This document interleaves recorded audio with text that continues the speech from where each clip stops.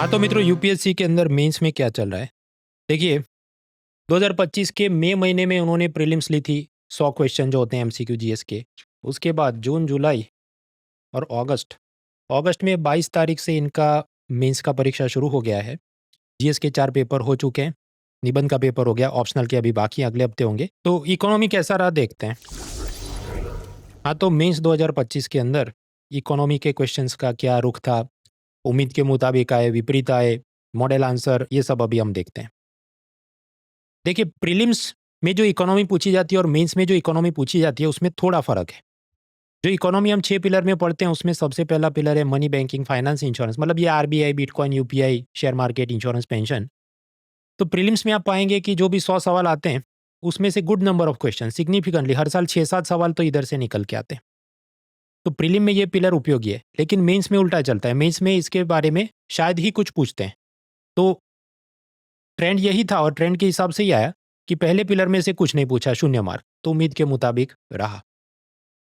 Of course indirectly आप लिख सकते हैं कि बैंकिंग, शेयर मार्केट का इकोनॉमी में क्या महत्व है, पर सीधा कोई प्रश्न नहीं पूछा था।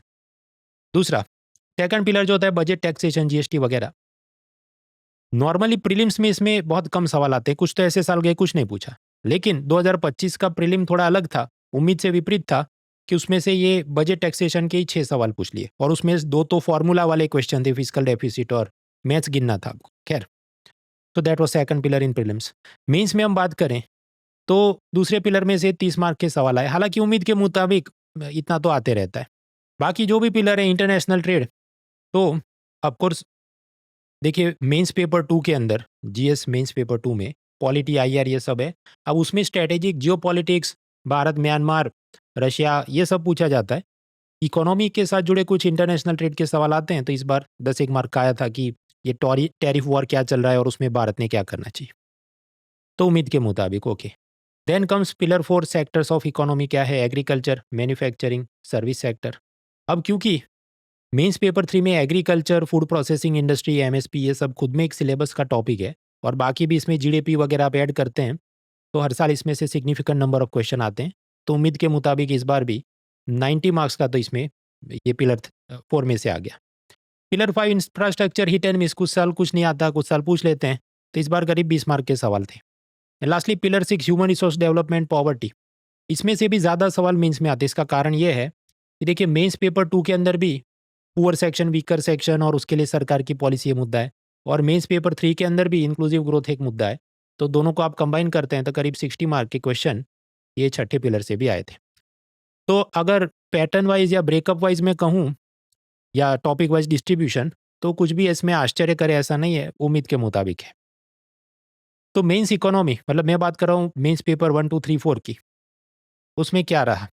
डिफिकल्टी पिछले सालों के मुकाबले कम रही, कैसे मैं अभी आगे बात करता हूँ। और वेटेज पिछले सालों के मुकाबले थोड़ा ज़्यादा रहा।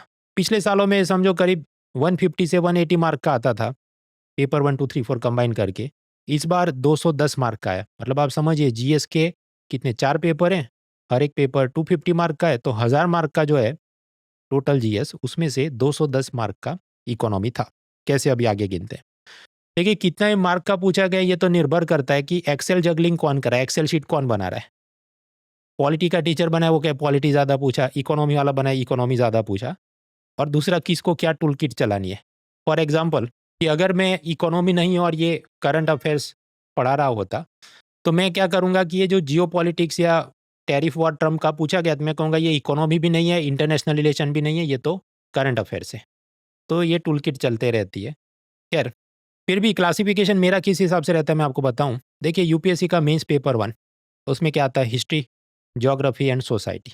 अब जो सोसाइटी है ये एक असल में ब्रॉड टॉपिक है, उसमें बहुत सारे सब टॉपिक है जैसे poverty, population, language, regionalism, globalisation, urbanisation वगैरह, और उसमें से बहुत कुछ इकोनॉमी के साथ ओवरलैप करता है।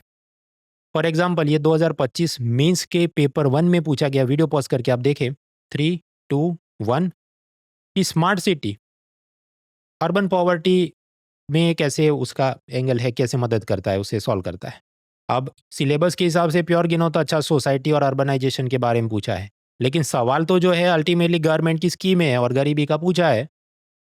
एंड डिस्ट्रीब्यूटिव जस्टिस तो बेसिकली इंक्लूसिव ग्रोथ वाली सब बातें होंगी, तो क्या इकोनॉमी के साथ जुड़ा है। तो डिपेंड करता है किसको क्या टूल किट चलानी है। उसी तरह मेंस पेपर 1 में ये दूसरा प्रश्न पूछा, वीडियो पॉज़ करके देखें, 3, 2, 1 कि फ़ास्ट फूड इंडस्ट्री क्यों ज़्यादा ग्रो कर रही है और इससे समाज में हेल्थ का क्या दुष्प्रभाव हो रहा है। अब देखिए इकोनॉमिक सर्वे जो हर साल आता है, तो लेटेस्ट जो 2025 वाला आया था उसके 11th चैप्टर में उसने ये सब बातें की थी। अल्ट्रा प्रोसेस्ड फूड उसमें पूरा बॉक्स भर के उसने कि कैसे सॉफ्ट ड्रिंक और फास्ट फूड से हेल्थ को खतरा है, इससे मेंटल प्रॉब्लम्स, डिप्रेशन वगैरह भी होता है और इससे लड़ना है तो 2 काम करने हैं। एक कि जैसे एसी, टीवी, फ्रिज पे होता है rating system, star rating system कि ज़्यादा बिजली खाता है कि नहीं, ऐसा एक तो रेटिंग सिस्टम लगाया जाए फास्ट फूड के सारे प्रोडक्ट्स के ऊपर कि कितना ये जंक या हेल्दी है। और दूसरा सरकार ने इस पे ज़्यादा टैक्स लगाने की ज़रूरत है, जैसे अमेरिका में होता है सोडा टैक्स वगैरह। तो इसलिए मैं इसे सोसाइटी नहीं, मैं इसको इकोनॉमी में क्लासीफाई करूँगा।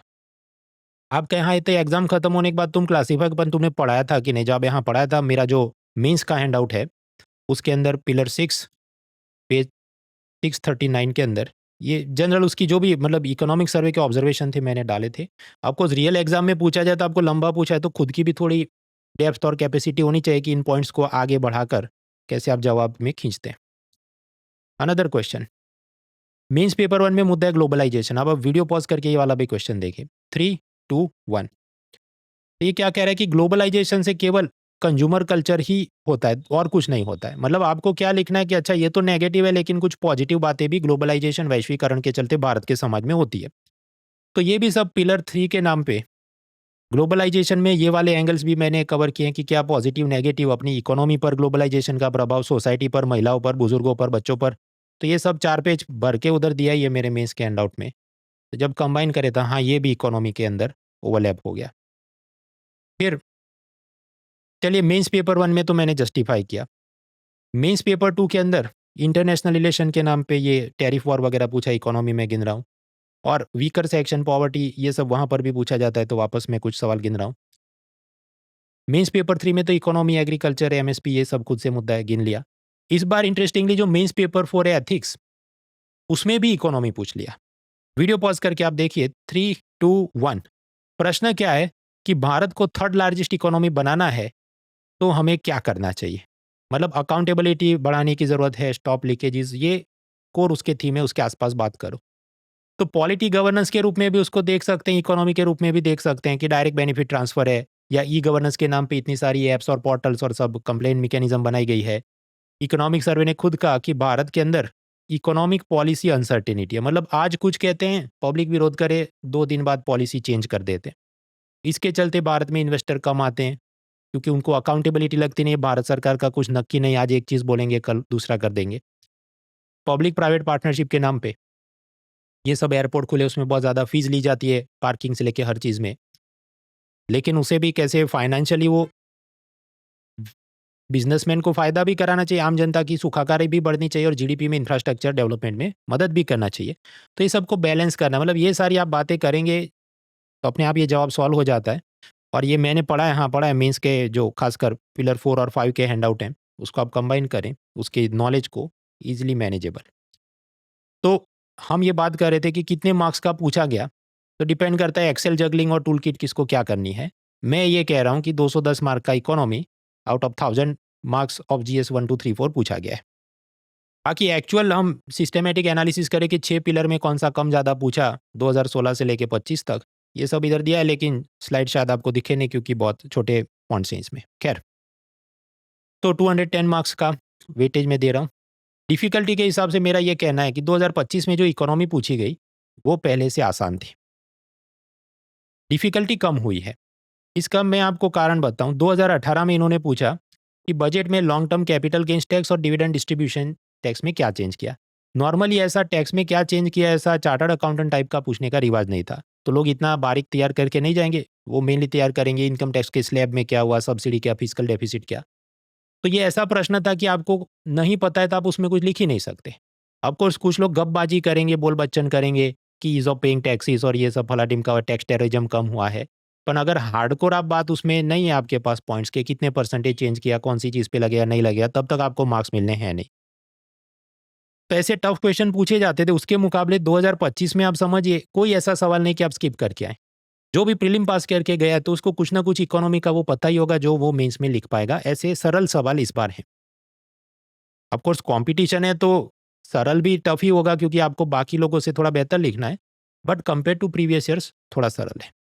उसी तरह 2021 में ऐसा पूछा कि जीडीपी कैलकुलेशन की जो मेथोडोलॉजी थी उसमें 2015 में सुधार किए थे, उसकी चर्चा करो।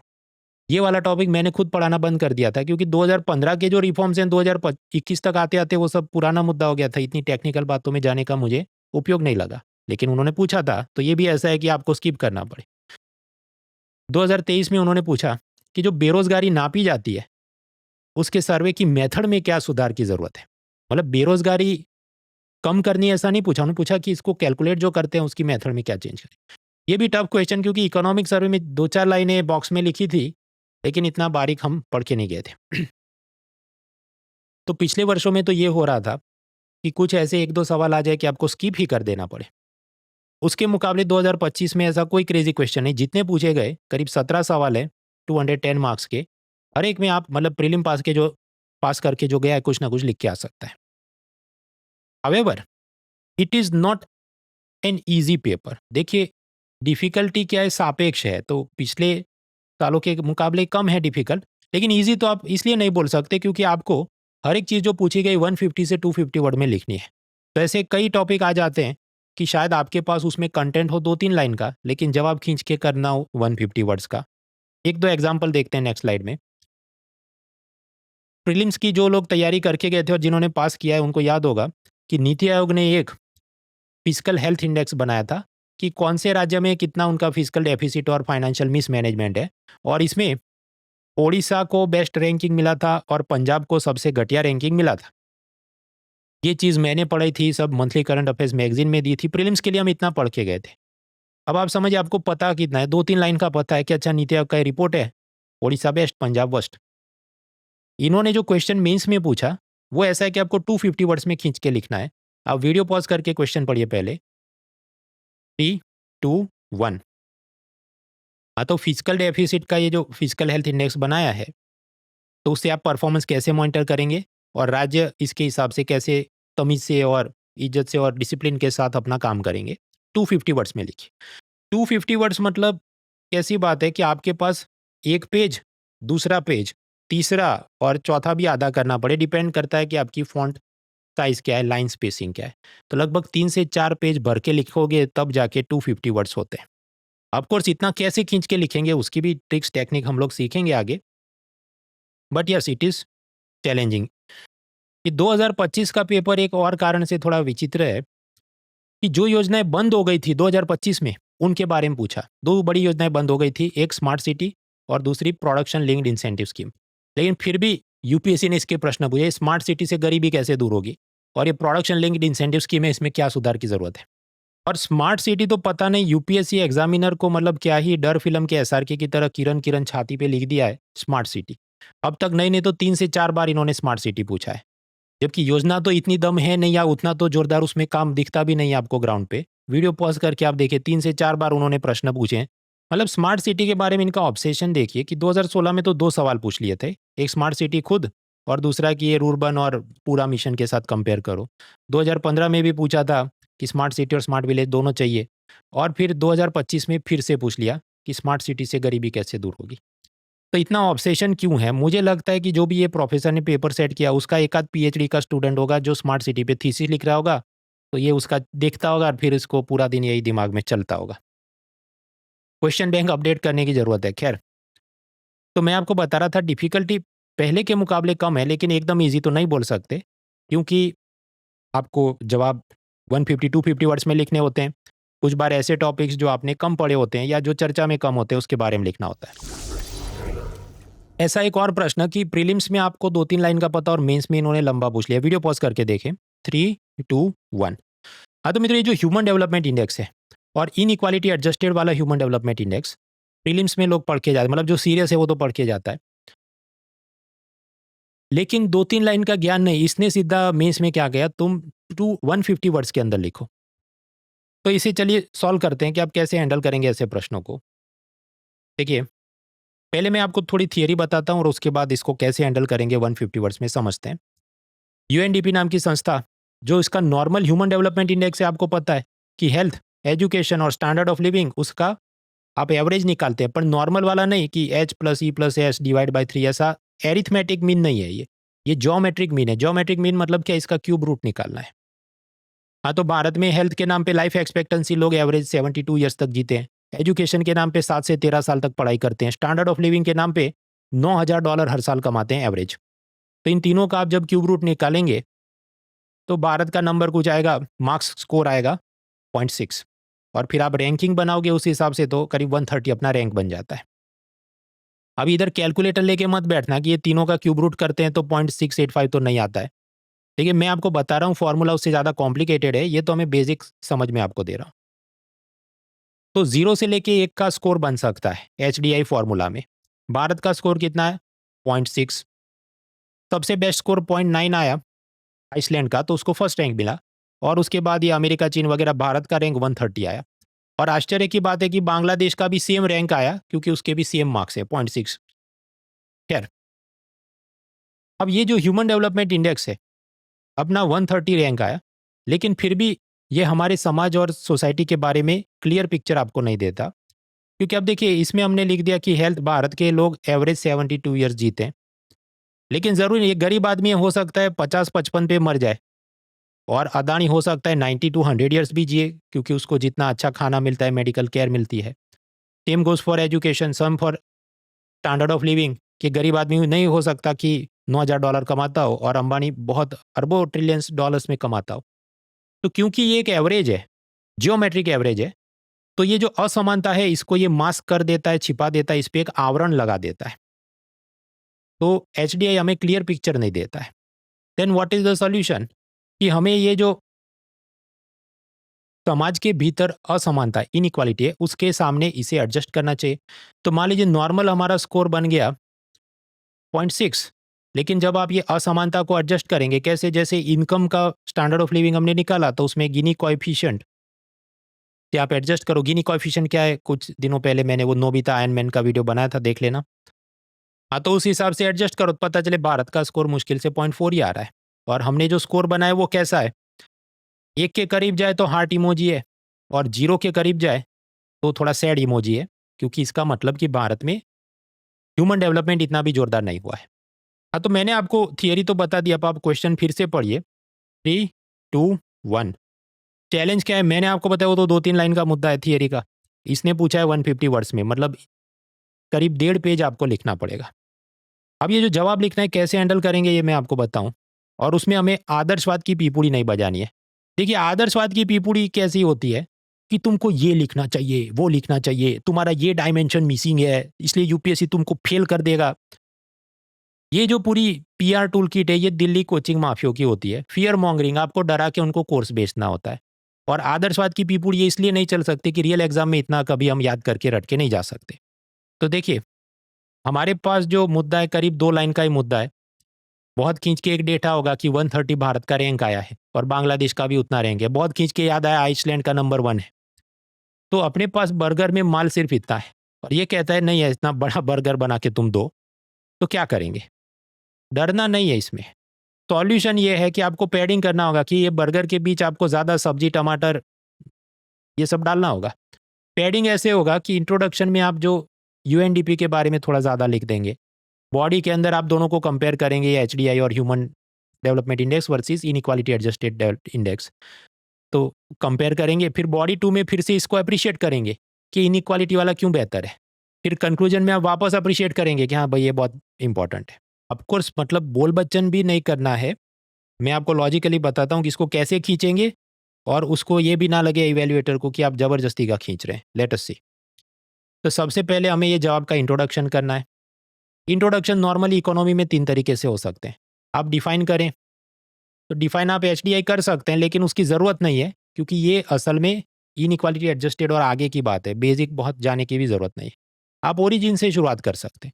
ये जो रिपोर्ट बनता है, इसमें ये 5-6 और भी इंडेक्स दिखाए जाते हैं। इसके 2 इंडेक्स के बारे में हम आज चर्चा कर रहे हैं। आप चाहें तो थोड़ा डेटा भी लिख सकते हैं कि भारत को 130 रैंक मिला, बांग्लादेश को भी इतना मिला, आइसलैंड को फर्स्ट मिला। तो पहले इतना बना लेते हैं। देखिए, इंट्रोडक्शन मैं करूँगा ओरिजिन दे के, कि शुरुआत कैसे होती है। शुरुआत इससे ऐसे होती है कि यूएनडीपी ये हर साल निकालता है।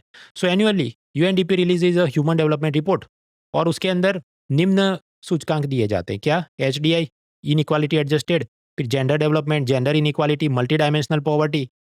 इतने तो पहले आते थे, फिर करीब 2020 से इन्होंने एक और ऐड कर दिया कि तुम्हारे मानव विकास के चलते पर्यावरण को कितना नुकसान हुआ उसको एडजस्ट करो, तो प्लानिटरी प्रेशर एडजस्टेड है एचडीआई। जरूरी नहीं कि सारे हमें तुरंत इंडिकेटर याद भी आ जाए, जो 2-3 आ जाए कि उसमें ऐसे ऐसे इंडिकेटर होते हैं, करके आपने 2-3 लाइन भर दी ओरिजिन के नाम पे। आपके पास ये क्वेश्चन की रिक्वायरमेंट तो नहीं है ना, तो तुम इसमें एमपीआई और ये सब लिखने की क्या जरूरत है? भाई ये क्वेश्चन की रिक्वायरमेंट एक तंबूरा है, और वो तंबूरा आप कभी फुलफिल कर नहीं सकते।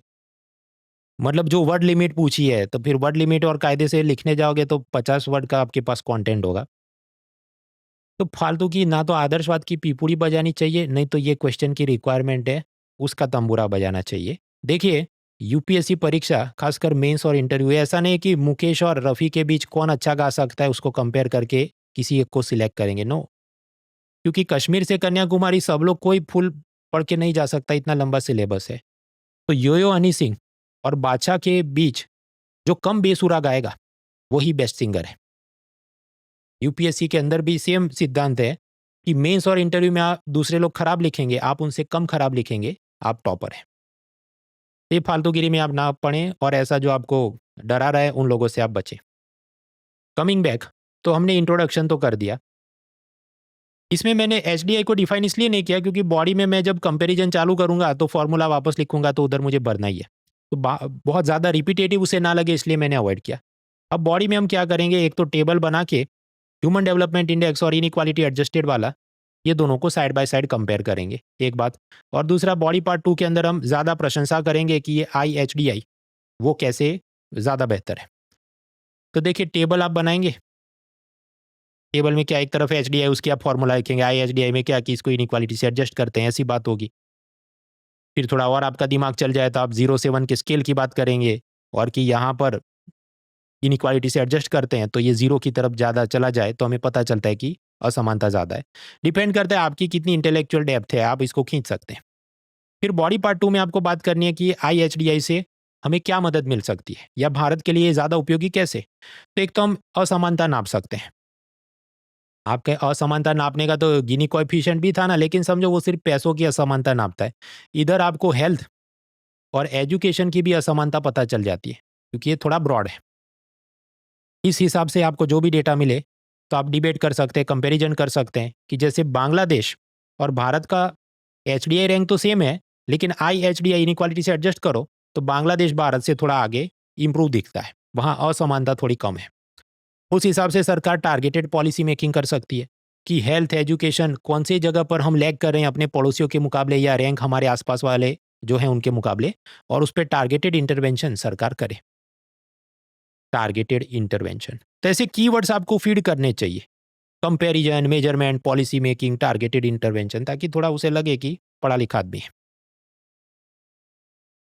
अब मैं अगर आपको असल डेटा से ये समझाने बैठूं तो रियल लाइफ में तो आप इतना डेटा पढ़ के जाने वाले थे नहीं, लेकिन क्योंकि हम पढ़ ही रहे हैं तो मैं आपको बताऊं। देखिए, आइसलैंड का ह्यूमन डेवलपमेंट इंडेक्स में मार्क्स कितने आ रहे हैं? 0.9।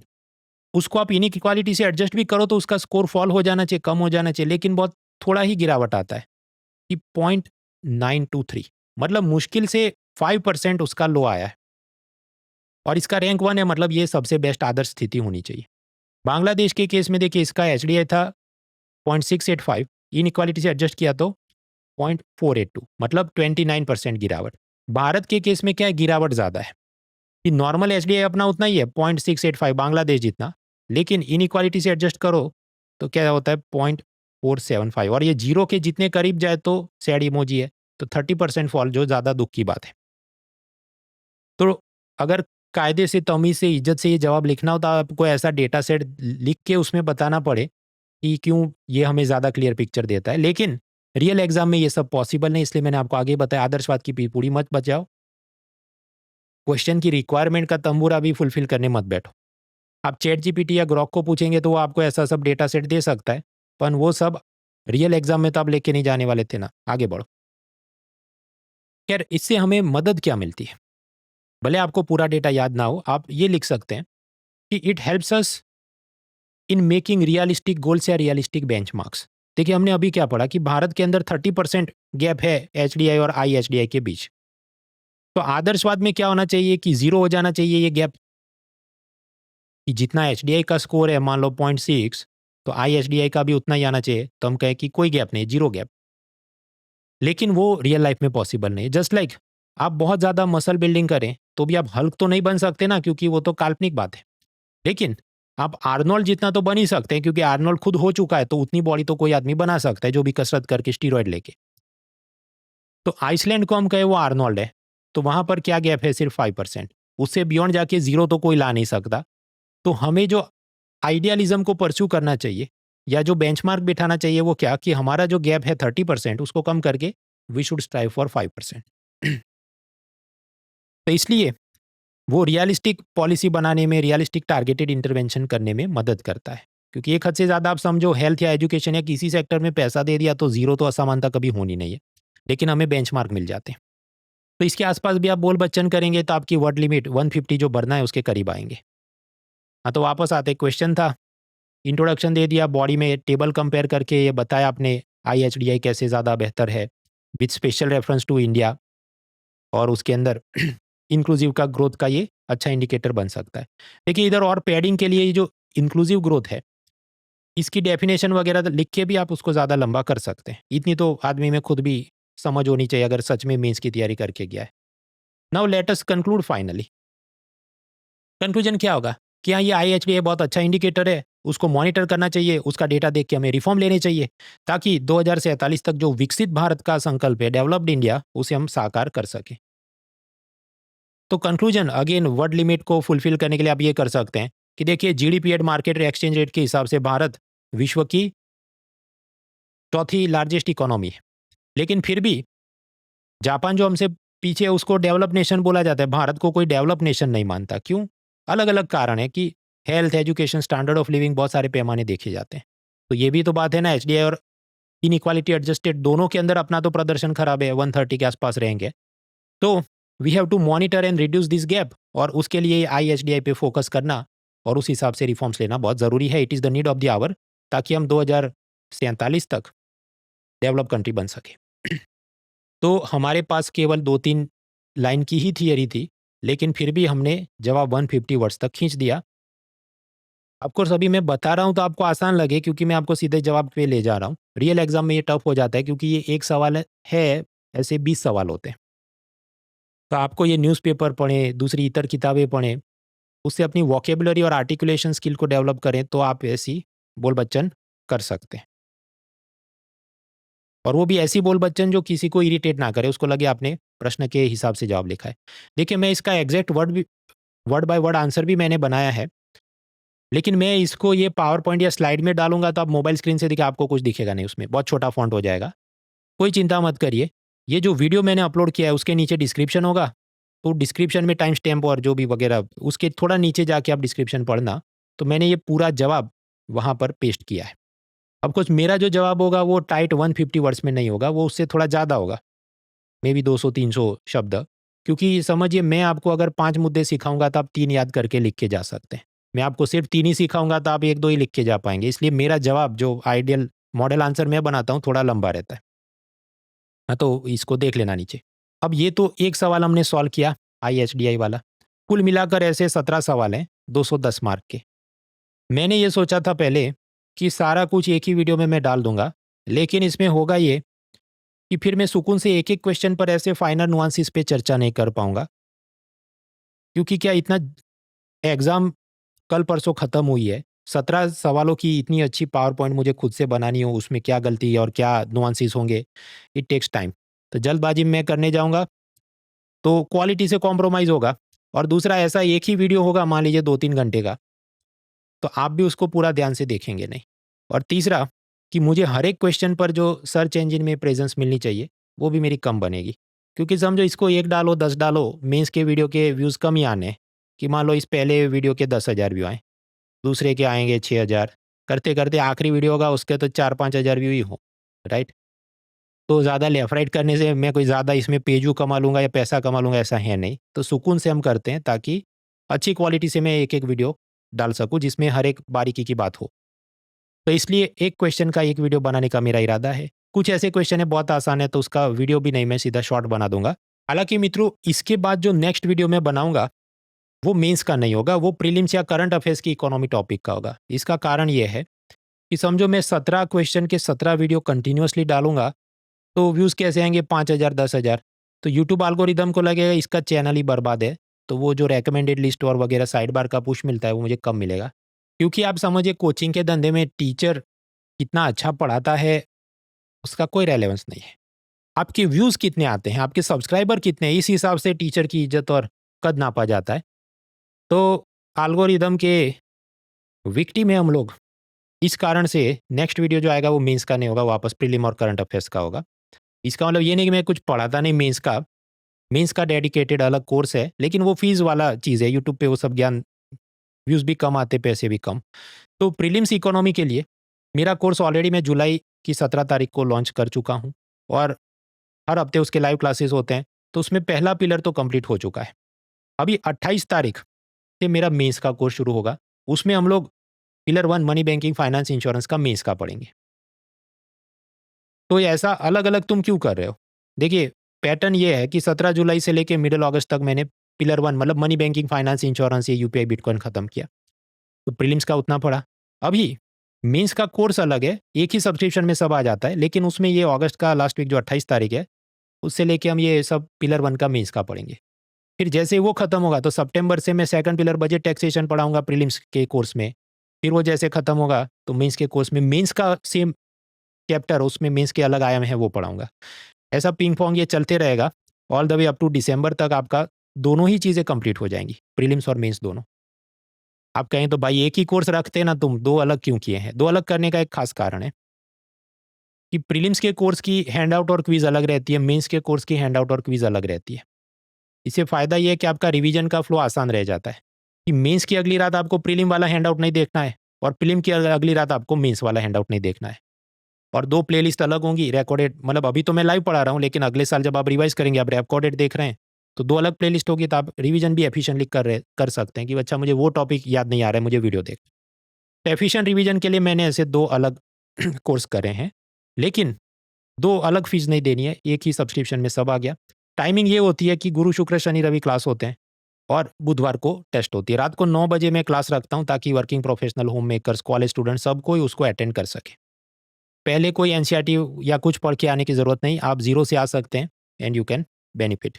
कोई और किताब भी आपको खरीदने की ज़रूरत नहीं, आपको फ्री में पीडीएफ हैंडआउट दिए जाएँगे। देखिए, मेरे इकोनॉमी के नोट्स वो अमेज़न पे मिलते हैं उसकी किताब के रूप में।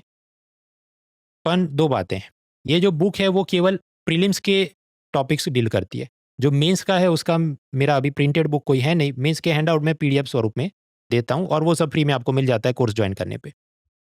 और अनअकैडमी का ये मॉडल ऐसा है कि इसमें एक ही सब्सक्रिप्शन में नेटफ्लिक्स जैसा है। History, geography, polity, prelims, mains, CSAT सब कुछ इसमें आ जाता है, इंक्लूडिंग आंसर राइटिंग।